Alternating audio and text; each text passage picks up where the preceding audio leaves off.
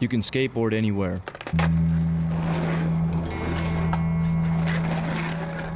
I grew up skateboarding in the mid-'80s in a small town in New Jersey.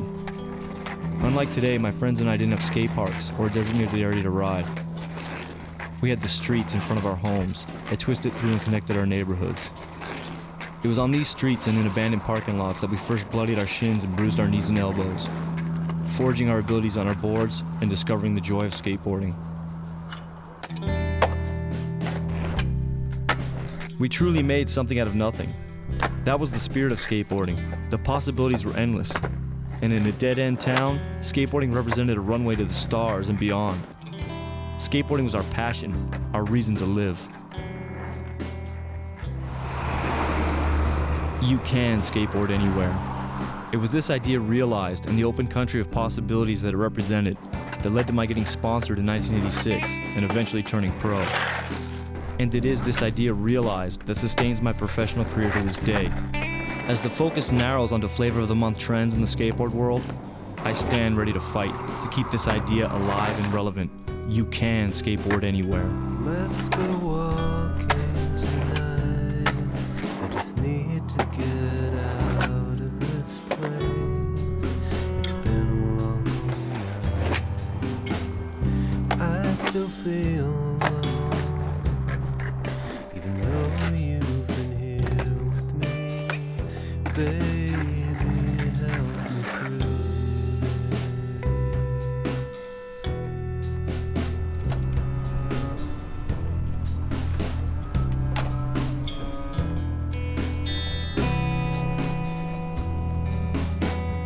Love is everything. There's no true autonomy that wouldn't be shared by the willingness to raise up this to someone with no reservations. I've always believed that a professional skateboarder was someone who was more than just a talented athlete. The best professional skaters in my mind have always been more so artists. Our role is quite simply to keep skateboarding open and accessible to anyone and everyone, to create excitement about skateboarding, to inspire others to skate, to create. How did you do that trick where you like threw it behind your back? Just goes around. For this reason, it's important to me to get out there and share skateboarding with as many people as possible. I truly love spending time interacting with kids, skating with them and for them. Whether it's a contest, demo, or just a random chance occurrence at a skate park, it always feels good and right to step up to the plate and maximize the opportunities my career affords me.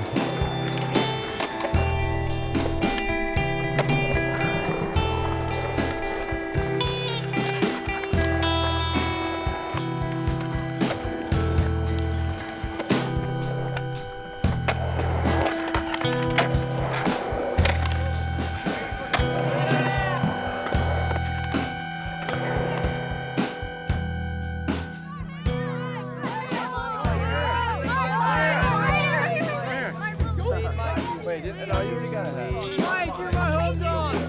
Extra large. I can fit in the picture. Yeah. Extra large. Grab the water bottle. 36, right? Mike,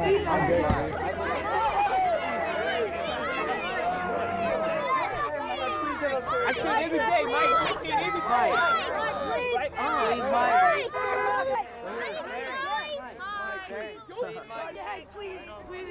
Oh, Mike.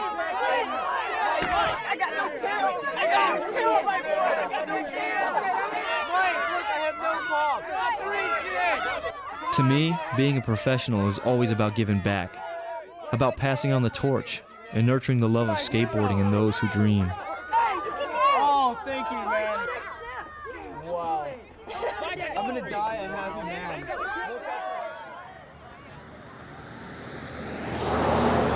My favorite skater when I first started was Lance Mountain, and in my opinion, his career has been one of the most important and relevant in the history of skateboarding. Beyond the talents of Tony Hawk, Steve Caballero, and Christian Hosoi, it was Lance Mountain who made skateboarding accessible and meaningful on a deeper level than just the tricks. Lance presented a fun, creative, and open version of skateboarding that spoke to me my friends, and our generation of skaters.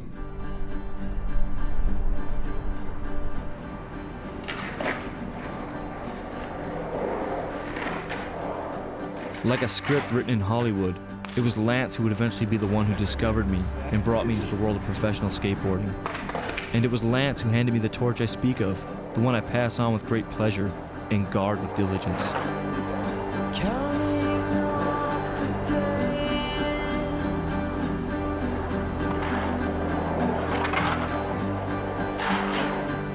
Could I be so afraid? Feeling so much nearer without you.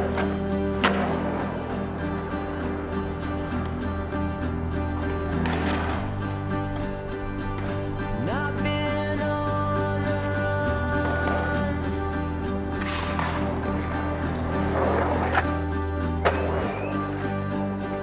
In the dirt to talk about everyone so much nearer my goal, that much nearer without you.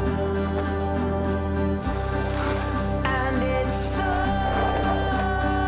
hard to start. Yes, it's so hard to start.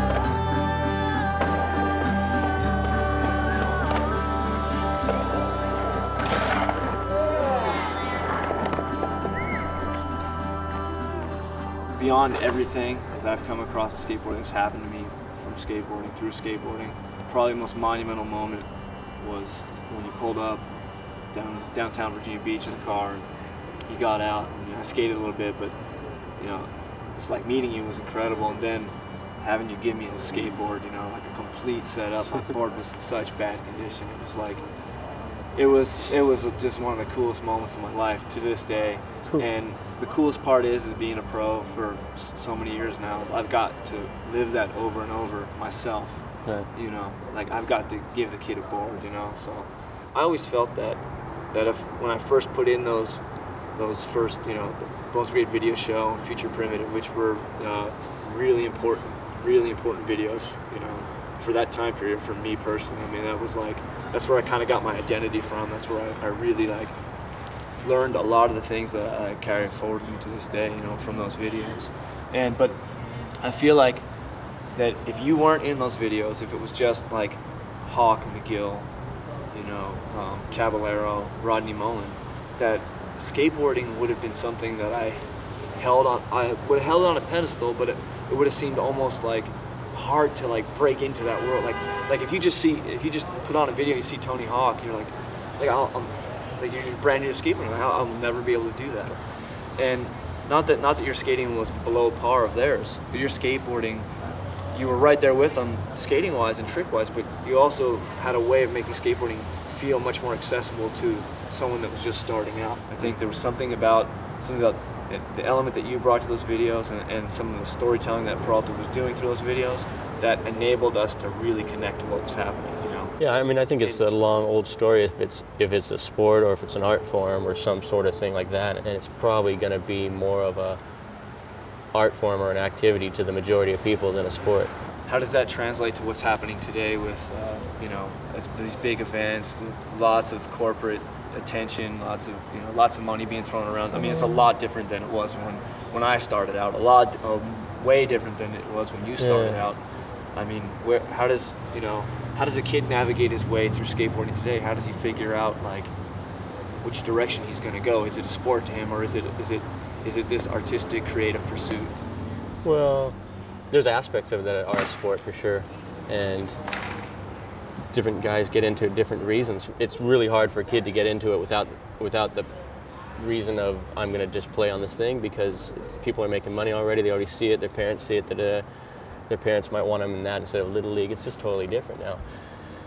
It's the kids that are going to keep doing it are going to do it because it is an art form and there is creativity to it and everything, because when you actually get to the inside, there is no money and stuff, really. There's lots of money for a select few, but it's not you're not going to work into these. The people that come into it with that aspiration really don't make it, because the consumer wants a character. You know, the face of skateboarding is really different now, and that's all right. But that's the core of what skateboarding is. I kind of just found my bottom line. My bottom line was just really just wanting to inspire kids to skate, you know. And that's just like, to me, that's the most important thing. It's just like passing it on, you know.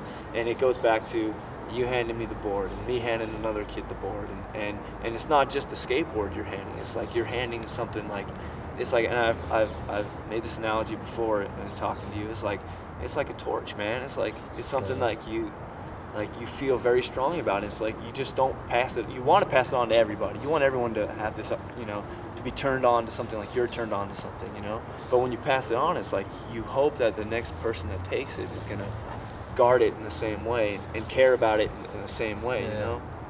And I've always, I don't know, I've always felt like I've had a sort of a strange relationship with you, just because of the way my whole thing got started was pretty much. I mean, I don't know, like, who knows if I'd be sitting here today if I didn't meet you in Virginia Beach, you know.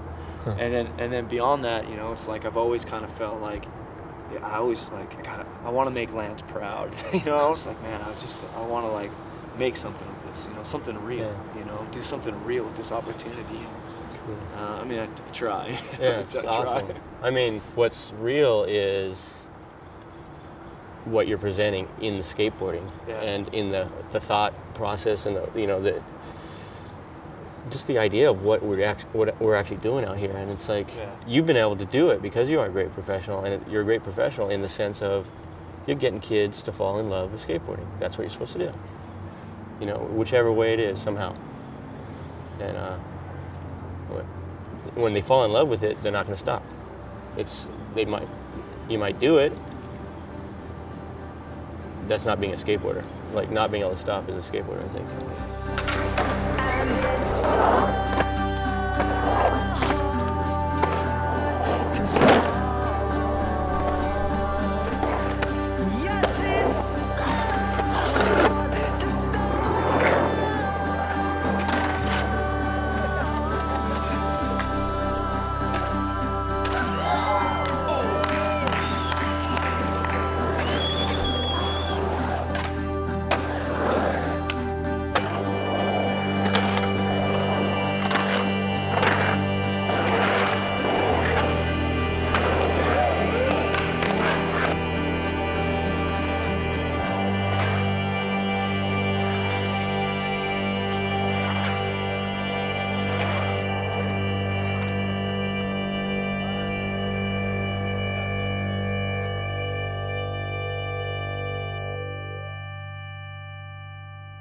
Guys like Lance Mountain and the Bones Brigade paved the way for future generations.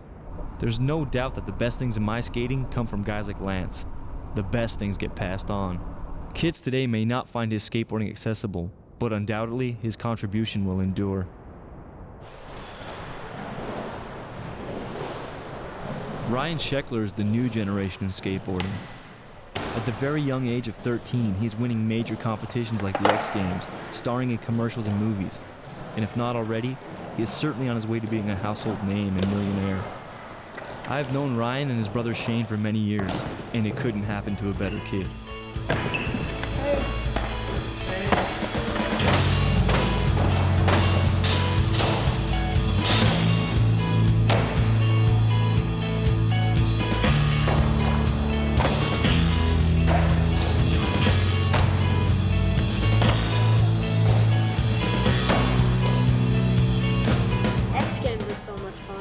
Yeah, if you win it, it's probably fun. No, I didn't even go to X Games to win. It was like I got invited and I thought it was an honor, so I just went there to skate, have fun, like do my best, because I was at the LA Staples Center. I got to skate at the LA Staples Center, so yeah, I was just having so much fun and everything worked out. So I got invited too, and I got 9th place out of 10 guys. So. I mean, you got invited. That's right. That's the key is I did get invited, and I felt good about it, because I feel like I finally reached a point in my career where I'll get invited to stuff. Yeah. Where I don't have to qualify. I don't have to go through the jump through all the hoops that they'll just go, hey, I'm Mike, you know, you've been around for a while, you're a fairly entertaining skater, why don't you come and skate in the contest? Fairly entertaining. Well, you know, I'm trying to be humble, but yeah, Okay. I kick ass. Yeah. When I was 7, I heard of Mike Vallely, and then I saw you on an Oakley poster doing bonuses over some fence, and then I was like, that's sick, I hope I meet him. And then I've seen you at all the contests, and super cool. And then like I had this thing where I wanted to meet so many pro skaters, and then once I met them, some of them were just like, oh my God, like if your personality was like your skating, there'd be no way. And then I met you and I was like, sick, yes, he's as cool as I thought he would be, and yes. Mike's gonna go to Fakey and show me up, so. Don't hold me to this stuff. He's gotta do it now, because I said it. I don't want to go to Fakey. You're doing it, he's doing it.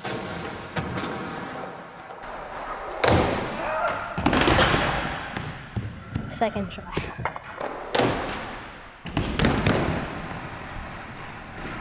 He owes me $100 now, but he doesn't know that.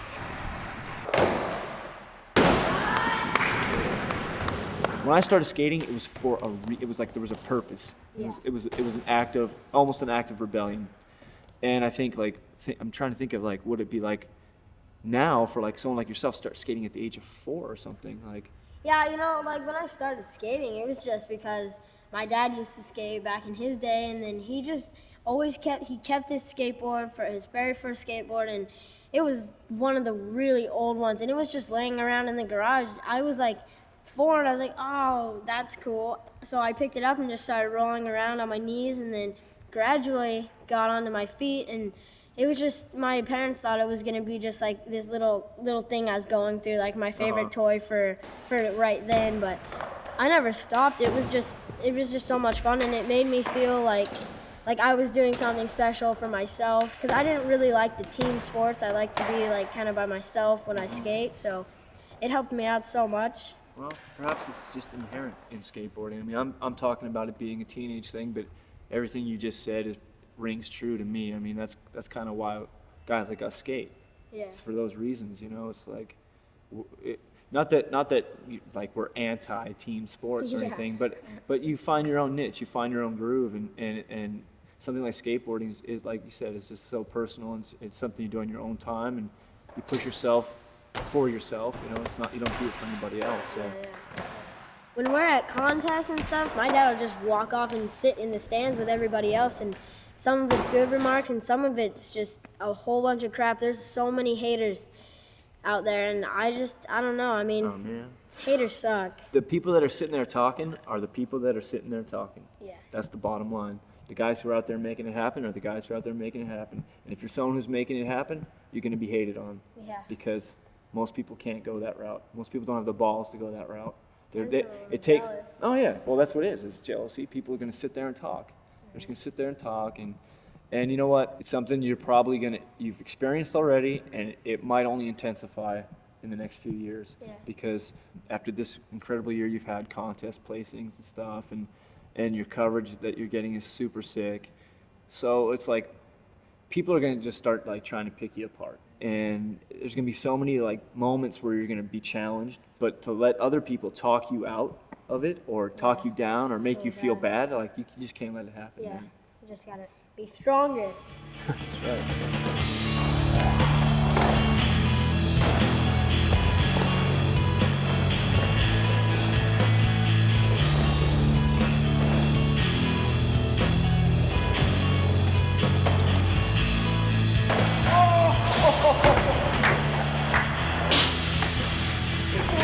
It's solid. Holy crap.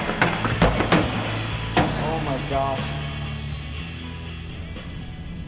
Every generation has its defining skater. Brian Sheckler has all the attributes to be that skater, and with that ability will come unfair pressure, comparisons, and criticism. He's already being touted as the next Tony Hawk, but as special as Ryan is, we all know there's only one, and will only ever be one, Tony Hawk.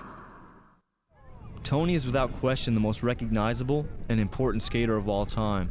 For over 2 decades, Tony Hawk has been on top, an accomplishment that has him peerless in skateboarding and beyond. When others slowed down or flat out quit, Hawk kept skating hard, and continue to evolve the sport. Tony Hawk has made it possible for all skateboarders to have a chance at making a decent living in skateboarding over a long period of time. He has been skateboarding's greatest ambassador and has forged the way for the rest of us. People see your success now and they think it's been some like magical, you know, Yeah. easy, It. you know. I it's made like, 900 and I hit the jackpot. yeah. Like no one really knows, like, you know, that it's been a war from day one. When I bring that to the current day and I look at someone like Sheckler, well, he's got a lot of people that are against him.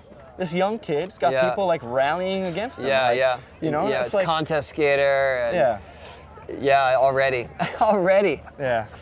So what do you think, you know, between when you started and what's happening now for like a kid like Sheckler, what do you think the biggest differences are? When I got into skating, it didn't matter how good you were, you know. Maybe you get a picture in the magazine and you get $100 for first place at a contest, but Yeah. there's no way that you're gonna keep skating beyond high school even because there's no career in it. Right.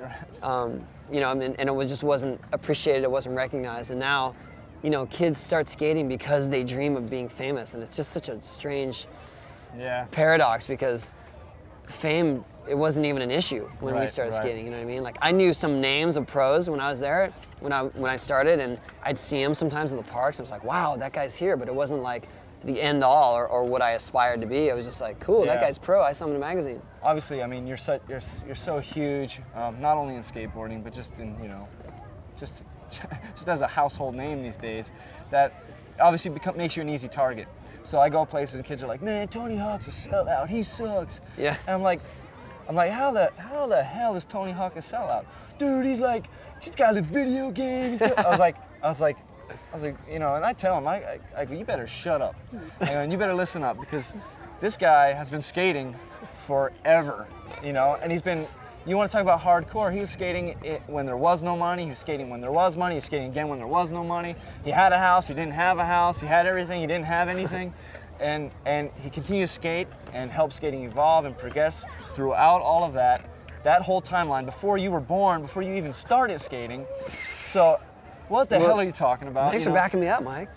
Well, it comes back to they're not thinking, they don't really understand what they're even talking about. Well, the you know? irony is that, you know, suddenly I'm a sellout. When I was 14, I had a signature model, you know, Yeah. and when I was 14 and McDonald's came and said, we want to sponsor you, I was in. You know, Yeah. It's like, it's not like suddenly I've changed all my values. yeah. I wanted to skate, and doing those things, getting sponsorships, having a video game, has allowed me to focus on skating even more, because I don't have to worry about, how am I going to pay rent or find time to skate?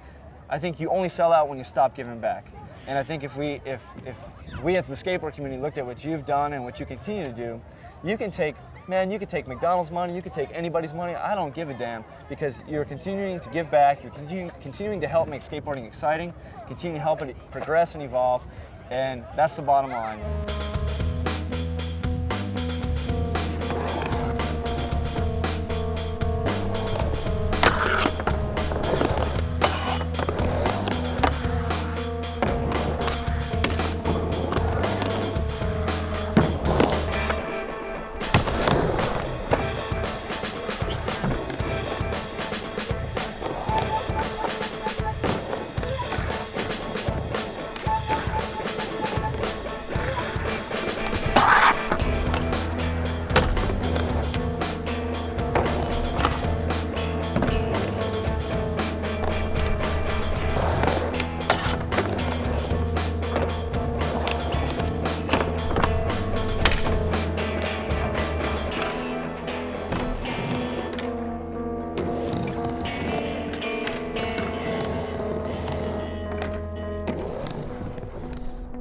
With the continued attention that skateboarding has gained in the mainstream, there are more opportunities than ever for skateboarders.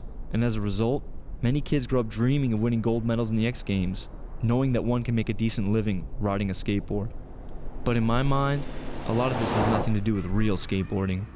Strip away the limelight, the hype and commercialism. Skateboarding is something we do because we must. It is who we are. It is our passion. As a kid, I dreamt of being a professional skateboarder, and I worked hard to realize my dreams. But if it never had happened for me, I would still always have skateboarding.